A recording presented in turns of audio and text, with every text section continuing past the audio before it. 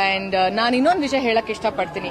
Land lord cinema ನಾನು ಒಪ್ಕೊಳ್ಳೋದಕ್ಕೆ ಕಾರಣ ಇಬ್ರು, ಒಂದು ದರ್ಶನ್ ಸರ್ ಹಾಗೆ ಲೋಕೇಶ್ ಕನಕರಾಜ್ ಅವರು. ಸಿನಿಮಾ ನರೇಶನ್ ತಗೊಂಡಾದ್ಮೇಲೆ ನಾನು ದರ್ಶನ್ ಸರ್ಗೆ ಹೇಳ್ತಿರ್ತಾರೆ, ಒಂದು ಕತೆ ಬಂದಿದೆ, ಸ್ವಲ್ಪ ಕಾಟೇರ ನಿಮ್ಮ ಗೆಟಪ್ ಏನಿದೆ ಆ ತರ ಒಂದು ಪಾತ್ರ ನನಗೆ ಸಿಕ್ಕಿದೆ ಅಂದಾಗ ಈ ಸೆಟ್ ದಯವಿಟ್ಟು ತಗೋ, it's a very challenging role, you have to do it ಅಂತ.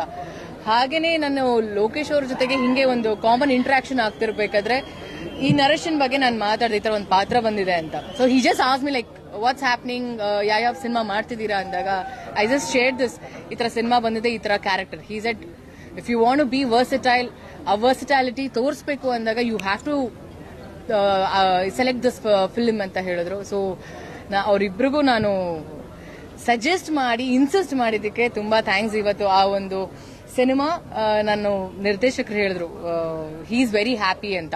ಸೊ ಇಡೀ ತಂಡಕ್ಕೆ ನಾನು ತುಂಬಾ ಥ್ಯಾಂಕ್ಸ್ ಹೇಳಕ್ ಇಷ್ಟಪಡ್ತೀನಿ.